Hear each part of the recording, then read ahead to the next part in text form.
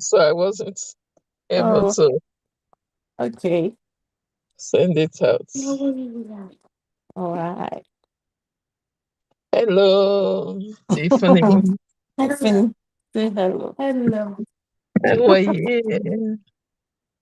Yeah, I'm good, thank you. Good, good, good. Until they'll come to visit you, what is That is good. That is good, my love. Okay. Just a minute. Let me check on. No problem.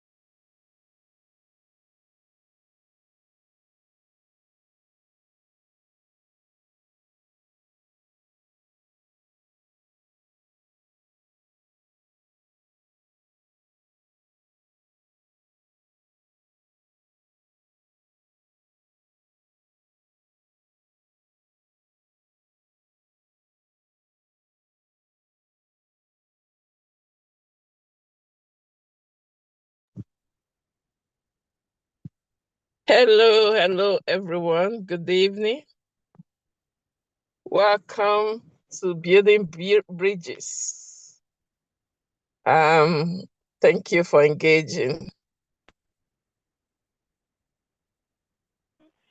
And a partner here with us, and she is Minister Esther.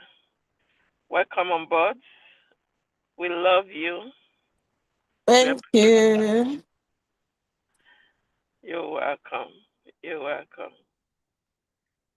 So this topic we'll be looking at it. Hopefully, we have others that join us. I got it. Good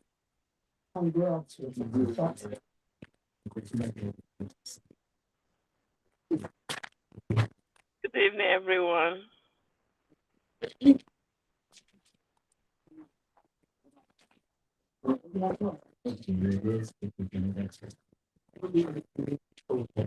Okay.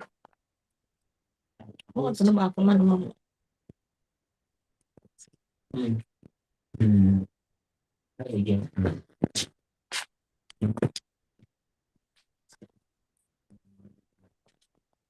Is that your?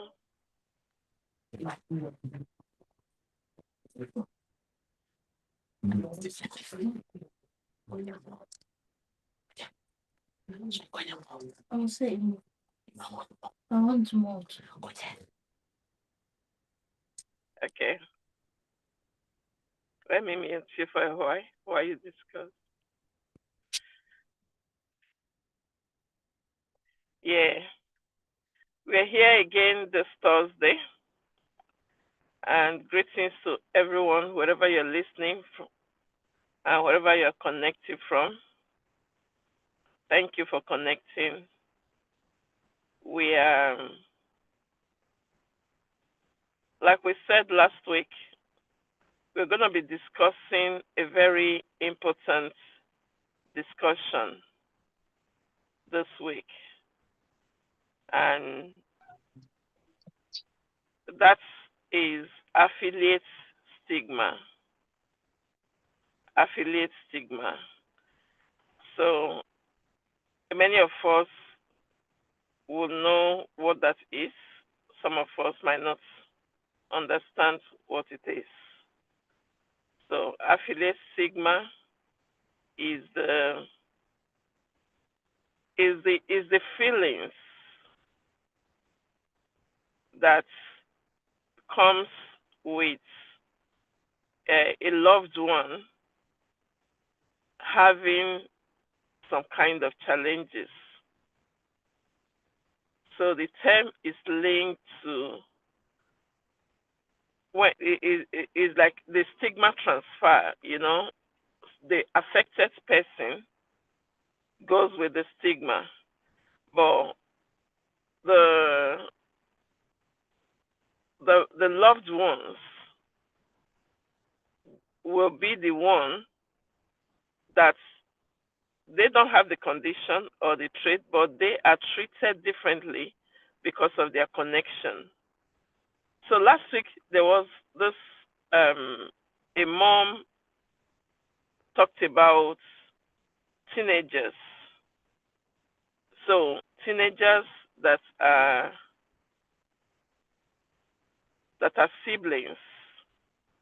So there was an example of maybe being in a church gathering or any other social gathering, and they actually like another teenager, and all of a sudden their sibling had a meltdown or whatever.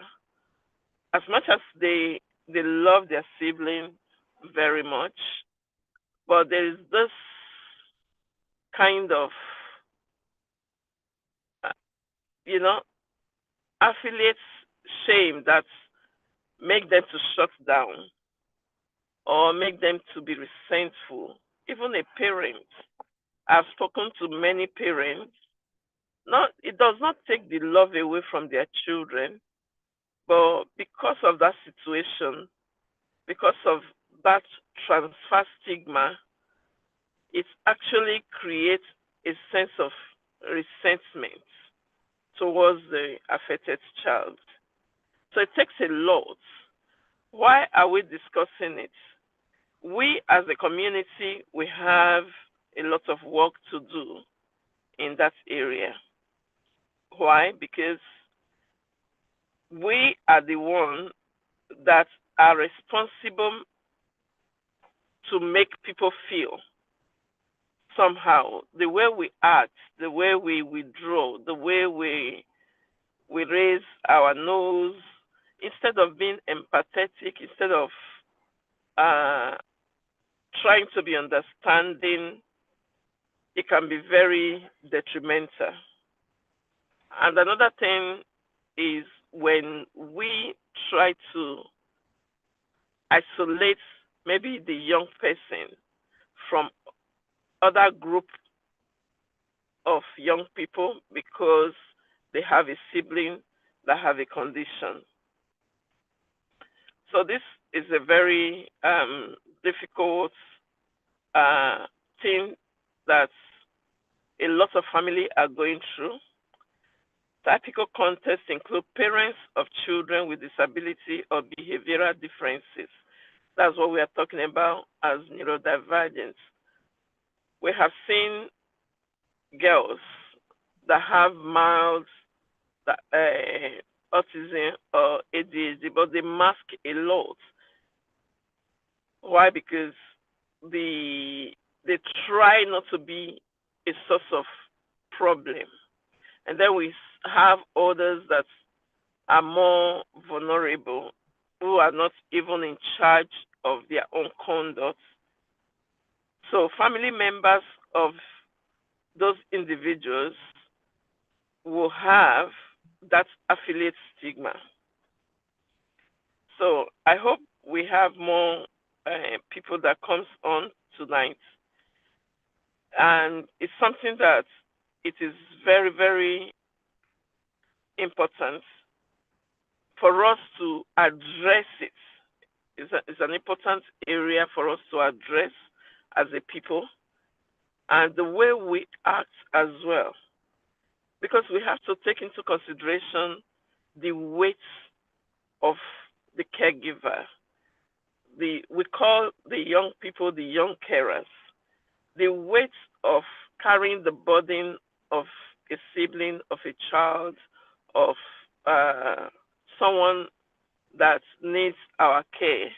And then the minimum anyone can do is understanding, a shoulder, or support, not judgment, not uh, pointing out or stigmatizing.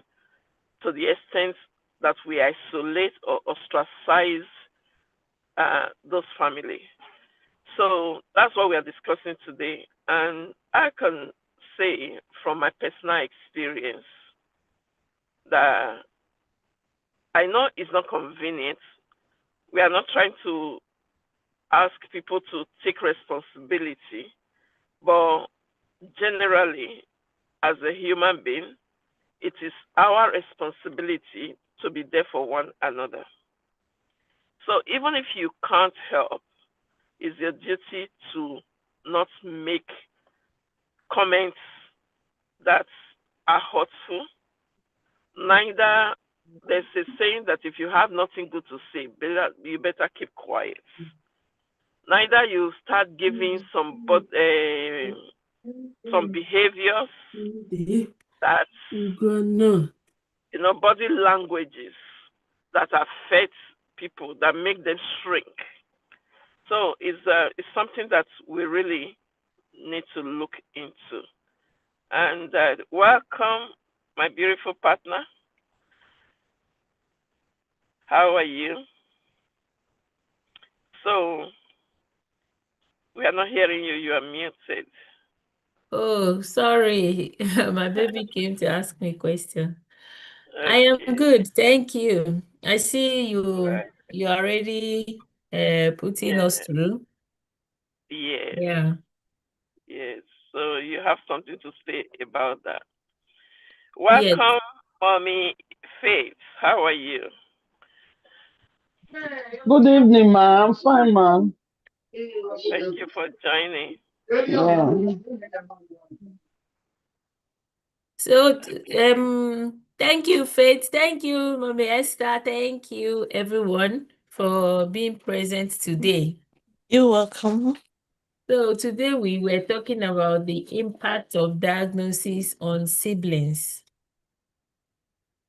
We have seen a lot of times when siblings are going through things that they neither understand or they are prepared for or they are even matured enough to bear.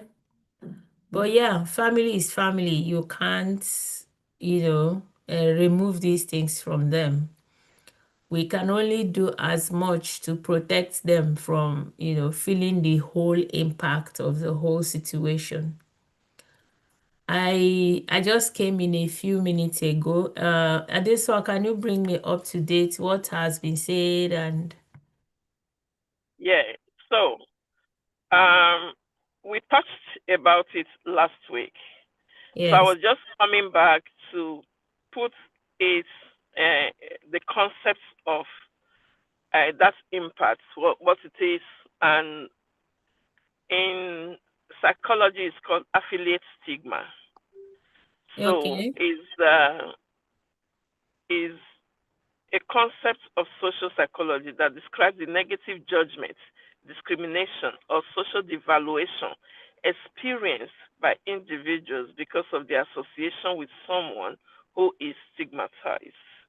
yeah, So, for example, parents of children with disability or behavioral differences, family members of individuals with mental health conditions, caregivers of people with chronic illnesses. So, as we are dealing with the neurodiversity, which is one of the things we're talking about when we receive this diagnosis, and the weight fall on the family.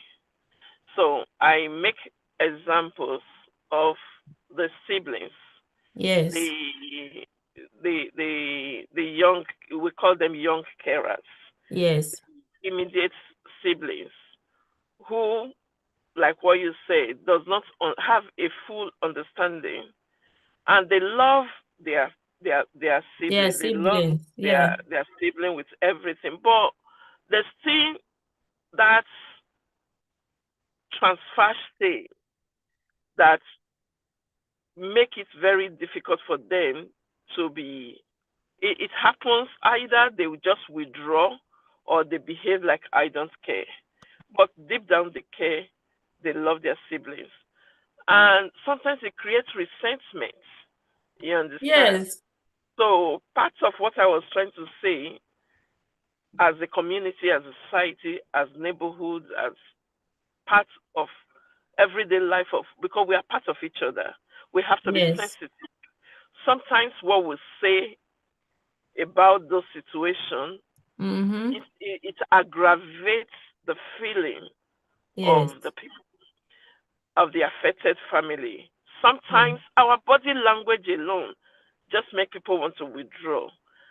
So those attitudes breeds isolation and ostracization. So Yes. my take was like, we have to be very sensitive. So Yes. I can't about the example we made, you made last week about a teenager liking another teenager, and maybe all of a sudden their sibling had a meltdown. Yes.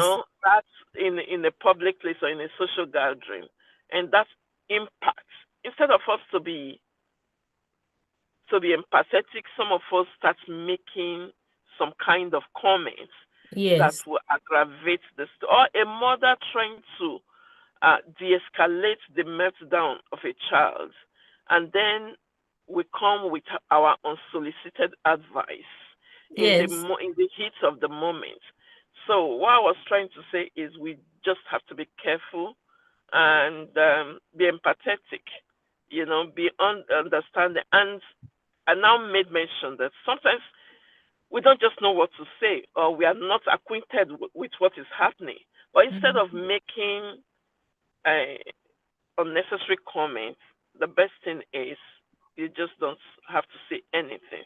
If Yes. it takes you, you can walk away. And I now say that there's a saying that say that if you have nothing good to say, you just shut up. Yes. And it's exactly what needs to be done. You understand? And if you have the skills or the empathy, sometimes it's just being present is more than enough. Being not judgmental is more than enough to support uh, the sibling. And if you are someone, you can, instead of pushing your child away from the sibling, actually try to create a bond so that that person will not feel isolated. That young person will not feel isolated, because the weight that come upon that child is not fair. And we, as a people, we have to be careful not to increase it, not to be an extra weight due to our own behavior. Yes. Yes, exactly. Because I realize that as much as it's a lot of challenge, supporting these children, a whole percentage of that challenge comes from the societal perception of the situation. Hmm. And as parents, if you think that these things bother you, because I remember the last time we talked about church, public place and people's behavior. If we think that these things bother us as parents, you don't even want to imagine what it does to their siblings. Hmm. Because as adults, we have reached that level in our lives where we can manage, expectations, manage emotions. But as teenagers, I remember as teenagers, there are times when you feel that, in fact, the whole world is watching you. When you Hmm. want to go outside, you feel like the whole eyes is on you. So imagine if you are in that situation and your sibling just had a meltdown in a public place. The mother, the parents are feeling like, oh my God, this is so embarrassing. But imagine that what you are feeling is not even up to 100th of what a sibling is feeling. To the extent that research has found that many of these siblings actually go on to have depression, low self-esteem, anxiety of going out with the family because they don't know what will happen when they go out. Like we said last Sunday, imagine if you're a young person and there is somebody, maybe you have a crush or you're admiring or the person is admiring you, and you are outside with your family, and all of a sudden your sibling melts down and the whole environment is all about your sibling. It will take a whole lot to convince that child to, to just take it lightly. It will bring what we may not, be quick to admit, but it can lead to trauma. For a young mind, it can lead to trauma. And then you realize that some of these ones, they start resenting the child on the spectrum, their sibling on the spectrum. If Yeah. you ask them to go out, they say they are not going, especially when they have to come with their sibling. You think it's just because they don't want to go. No, they enjoy that going out, but they wouldn't want to be associated with whatever might happen when they are outside. And sometimes when they are outside, maybe if it becomes necessary that all of them should be in the same school, some of them may go ahead and start denying that they were their siblings. Mm. Some of them go to the extent of denying that this person is their sibling. They want to keep to themselves. They want to not have anything to do with their sibling just because they don't want to be associated with what they might term as embarrassment or embarrassing moments. So it becomes necessary that we talk about these things because a lot of times as parents, we are too engrossed in our own challenges. We are too engrossed in our efforts to make things right that we tend to forget what these young ones are passing through. We just tend to be so, into how do we support our children with challenge? How do we give them the best? How do we provide for them? We don't even remember that their siblings are needing support sometimes. And that is really, I know even in my own home from time to time, a sibling will tell you that you don't love them, that it's only the child with challenge that you love. And that can be very disheartening. You can imagine what it would have taken that child to speak up, you Mm-hmm. know?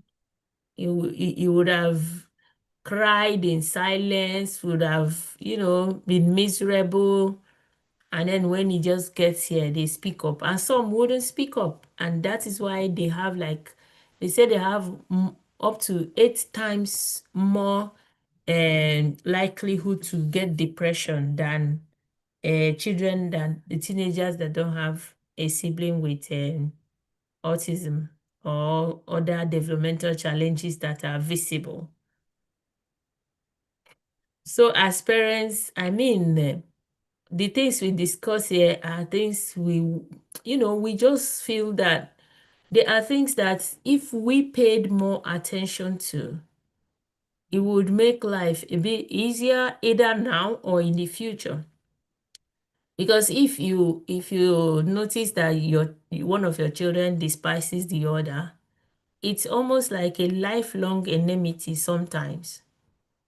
Yeah, And that's why at some point you realize siblings are not speaking to each other. It did not start that day. that's true. It must have started when they were younger.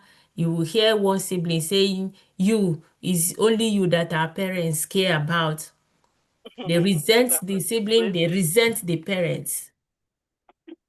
And it's not just going to go away like that. So what we are looking at is, are there ways we can, as much as we get to put them into perspective, it's also it has become really necessary that these young ones emotions are also taken into consideration, especially by us, by parents, because you cannot afford Yeah, to by lose. parents and Yes. also by community as well. Uh-huh. Yeah, Why do I say that? Sometimes parents are overwhelmed. Your exactly. parents can be under pressure, and sometimes when we talk about this affiliate stigma, like what you said, every parent with a child in the spectrum already carry a burden of that. Yes. I spoke to some parents at a time, and Yeah, some of them actually told me that, I don't know how to say this, but I actually resent my child. You understand? I resent my child because sometimes I know it's not their fault. It's not their but I just can't. I just don't think that because of them things are not okay. Because of them we are having all those problems we are having. Uh-huh. You know. Now, this parent is speaking in a safe place. All right. So it's a non-judgmental place. Yes, it's not So judgmental. It's just we what have they're doing. to give that room for people to vent, not to judge. You understand? It does not take away their love from their child at all. It's something that, when you are overwhelmed. That's why having a right network of support, and that's why I will continue to hammer on everyone that gets basic understanding, because a mother can even shout on the child that needs, not the one that a child in need, but the other one. You understand, who is even craving Yeah, for attention, you know, and but because a parent is overwhelmed with whatever they are going through, they forget that that one is also craving for parental attention. exactly. Okay. Our mom here said, it's to say, as we plan for our special needs children, we must as well plan for their siblings. They should not be left out, you know. Yeah, definitely. Definitely. They should not be left out. That's, Yes. Okay. Mommy mm-hmm. Esther said we should be having honest conversation Yes. with the siblings. Yes. As well as making them know that they matter. I perfectly agree with you. Yes. Yes. But another thing I found out during this process, I will use myself as an example, that it was, for me, it actually was very heavy, in the sense that I was just the one that everyone was depending on. Yes. Now, the issue was, now when the diagnosis came, I tried to explain it. But this sibling rivalry was very heavy. Now, the one that is neurodivergent struggle to be in school. So I Yeah. have to make do extra to be able to give that support. She struggled to go out by herself. So I've got to take her out. But what happened? Everybody Oh, waits on yeah. me to do exactly the Don't same go. thing for them. Don't go. So until I come to take them to shopping, they Don't don't want go. to go shopping. Don't go. Until I come to, it's like, as much as you plan, but you're not expecting to do exactly the same thing to the one that needs support. You want the rest to also grow to that independent stage, Yes. and you want so now when that demand is coming, and sometimes you want to enforce, and then the guilt of, like, you're not giving attention, is depleting. Emotionally is depleting. So Exactly. that is where support network comes in, because you, as a parent that's in the middle of it all, you can't actually meet the needs of everyone. Yeah. If it's back home, you have grandma, you have aunties, you have uncles that will chip in. But in diaspora, I mean, from the BME community, uh, the black minority ethnic group, we struggle in this area because we don't have immediate families. And Exactly. that's why I continue to reinforce that as a community, let us be open to be supportive.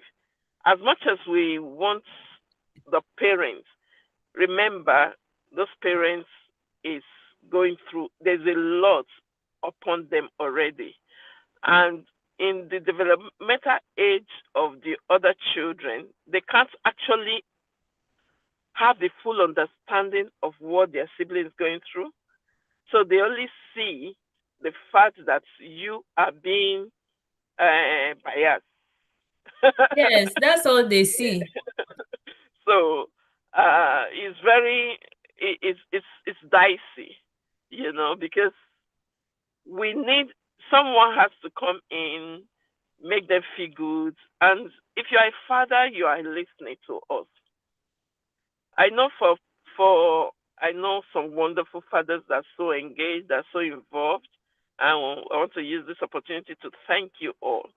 But there are some fathers that disengage totally from the condition. It is not okay because the other children, they are going to need the reassurance of your love for them. They are going to need, as much as it's a challenge for the family, you've got to buckle up. Don't just shift everything to the mom because we've seen a lot of situations where mom has to be the one that have to go the extra mile, stretching things, spreading things. So yes, is something is not the outcome we expected, but once you have a situation, you've got to do everything, learn everything about it, so that you can manage it better. It's not a time to retreat into yourself. It's not the time to walk away. It's not the time to allocate blame or shift blame. It's a time to be sensitive. It's a time to be more loving. It's a time when maybe the mom is not able to give that attention to the rest siblings. It's a time you step in, not a time that you put extra pressure on the woman for to give you attention. So we've got to, there's a lot that comes in family dynamics. But I also have seen wonderful fathers that are present, and it's the mom that cannot actually cope.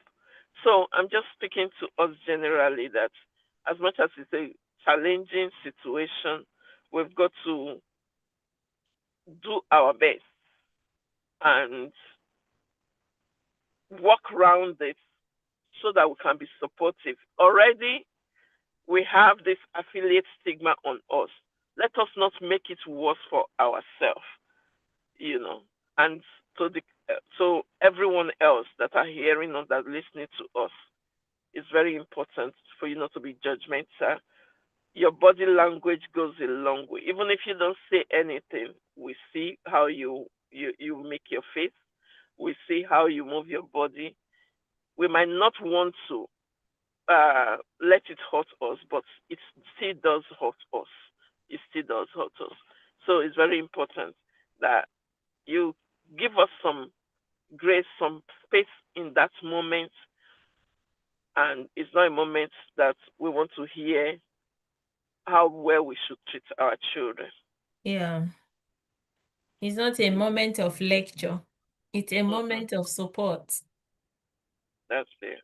Because another angle I was looking at for those listening, even if you cannot offer support for the one that is under stress at that point, you Hmm. can be a support for the ones that are around, like the younger ones that are there, because sometimes the parents' stress is increased by the fact that they have to still support the one that's under stress, but the younger ones that still need support are now being left, neglected. Oh, exactly. So things like, oh, how are you?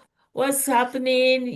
Just kind of engage them while the mother or the parents are looking at the one that is under stress, Sometimes, yeah, if you are not in a position to help with the one that is challenged, you can help with the other ones. Keep them company, comfort them, make them understand that you don't have to worry about what is happening. I hope you know that this is not their fault. I hope they are not doing it to hurt you. So if you have that skill, because sometimes that attention to the only one that is having challenge can even be a source of envy. Of course. Even when they don't understand that the Yeah. attention is not positive, they might even still miscalculate it as envy. So sometimes the help you can offer may not always be necessarily on the one that is having the challenge, but you can even offer that help to the siblings that are around, especially if they are much younger. When they are much younger and when they are teenagers, these are very sensitive age. When they are much younger, you can support so that the woman or whoever the parent that is taking care of the one with challenge is sure now that these other ones are safe. It's not like I am holding the child that is throwing tantrums and the younger one that is less, of age. I am afraid he may walk away or get into a moving vehicle or something that might happen to them. So if someone is there and you need to offer your help, let it not always be about the one that is maybe throwing tantrums or having challenges. Your help might also be needed with the siblings. Just comfort them, keep them company, tell them nice things. If you are good with child play, give them something to smile about. Talk to them in a very kind way. It mustn't even be about their siblings, but keep them engaged. It might also be very good way to help a family when these things are happening. So I know we are all here, those of us here, we have a very good idea, but the siblings, it's unfortunate that sometimes we don't even know where to start because we are also overwhelmed.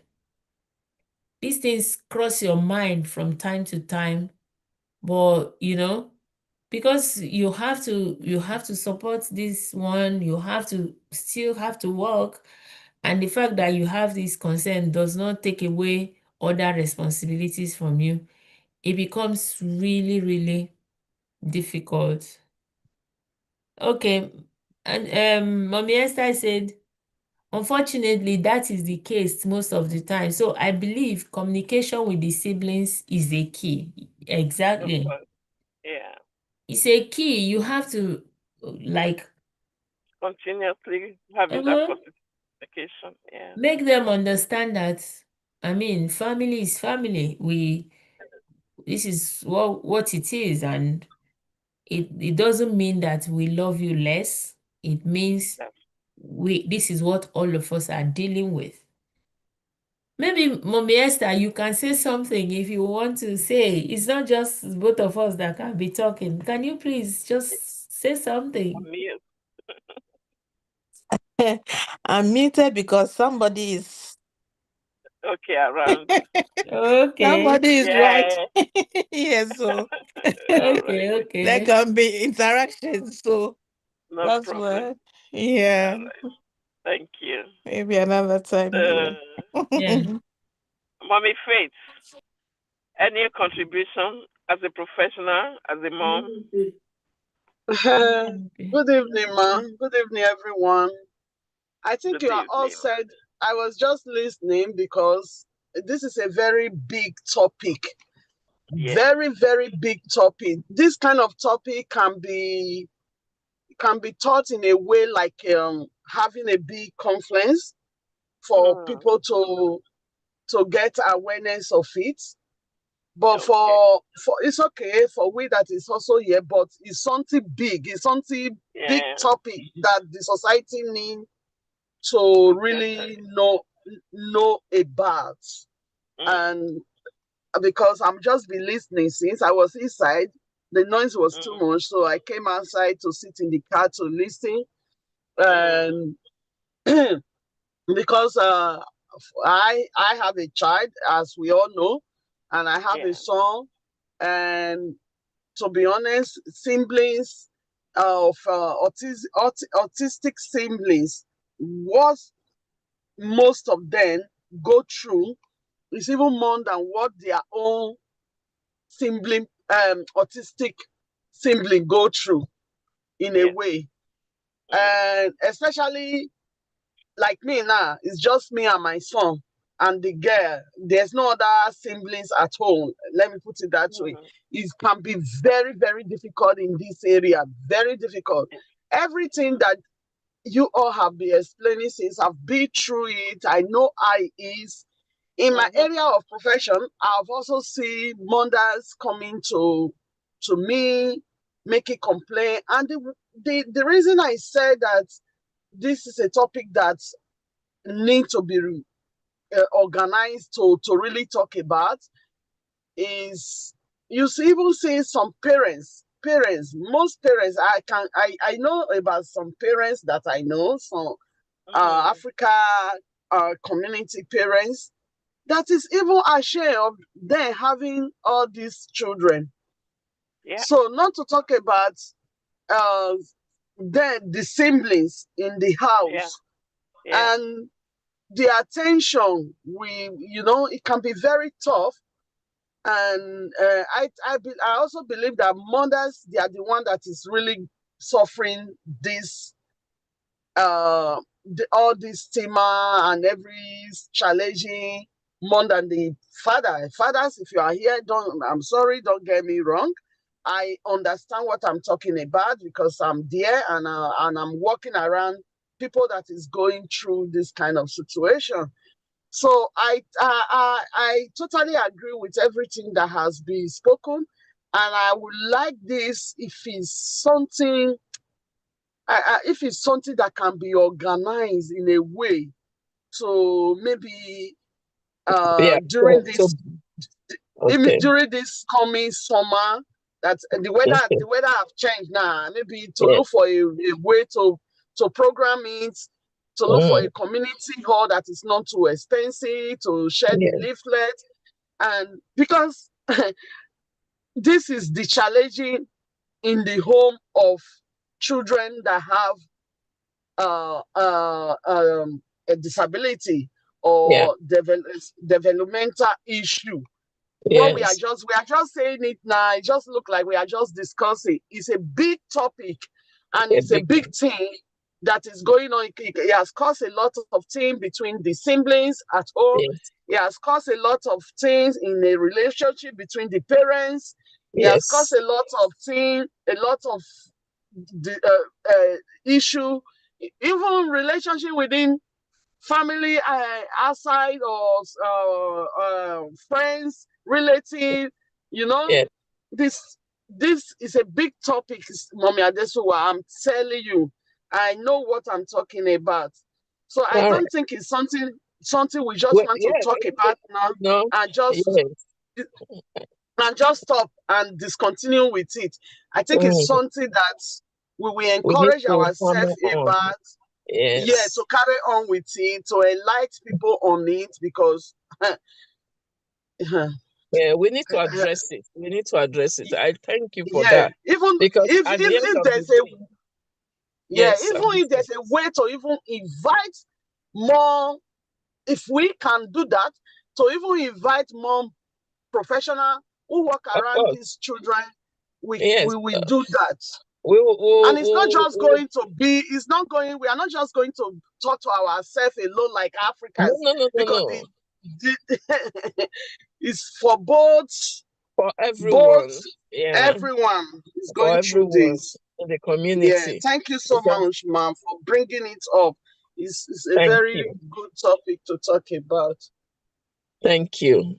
So that we will put into consideration to work around it, to work on it, to make sure that I will set it up. I will see how we can get funding around that, so that we can really expand the knowledge, put Yes. it out there, do our leaflets. And there are a lot of things, because except we don't want to be truthful, a lot Hmm. of us as we watch our children break down because Hmm. of their sibling. We Hmm. watch them. I remember at a time, some of my children don't want to go to school. Hmm. I've had, God is so good that opportunity has to come for the last one to leave home because it was so tensed up that I didn't know what else to do. Because she was struggling, she doesn't go to school. The rest stopped going to school. These were children that were representing the local authority, going for mass quiz, this, that. You know what I mean? So it's something that creates trauma, like our mommy Jama have said, and mental depletion, because you as a parent you feel stretched out and overwhelmed, and then your children start having anxiety because of what might happen and all that. So I concur with what you've said, and by the grace of God, we will do that. We will do that. Thank you Yes, it so will much, ma. affect our mental health. Except Yes. and that's why we need to create space, a safe space for one another, to be able to support one another, to be there, to be kind and empathetic, because we are going through one thing or the other. Naturally, we all, as a human being, we have our challenges. Imagine when you now have extra special. So it's something uh,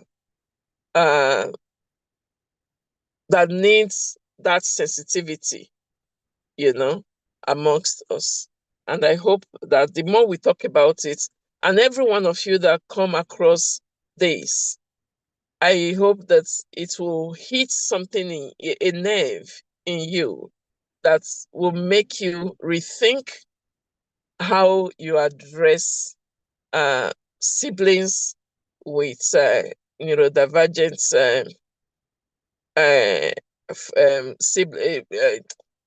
that is young people with neurodivergent siblings, and then parents as well, because we are one big family.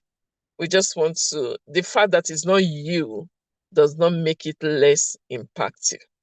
So we just need to be sensitive and kind. Needs to be sensitive. And if you know something that can help, don't create lecture in the heat of the moment. Just wait until things calm down and be able to support. Just step in and support. Don't judge, because the last thing anyone wants is you telling them how to do things that when they are overwhelmed. So I hope that yeah, we will do better. Maria Angelo said that Maya Angelo said, what I used to do. She said, what I used to do is what I knew then. Now that I know better, I'm doing better. So we know we grow every day, we know better every day. So let us do better as we hear and listen to these conversations. Thank you, everyone. Thank you. Any last words from us as we round up? Thank you.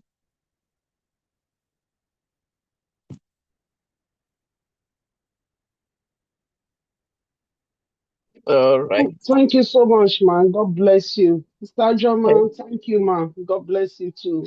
thank you, Thank you, man. Sister Sister, Faith. Yeah, Thank thank you. you. Sister Thank you, Thank you. Esther, thank Adesua. Thank you. you, Miss Madam Um, Esther. Everyone, Thank you thank so you so much. much for the Please great job. let's put hands together to really yeah, try to support our mommy and our sister Ijoma to invite more parents who are yes. finding it Ije difficult wofu te from Ije to wofu te handle a from any situation like park. this or how to manage Ije the osumegi na situation. tukwashi anelu cover God bless you the all. Thank you. Have a Mm. wonderful rest of the weekend. God Thank bless you. Yes. you. Bye.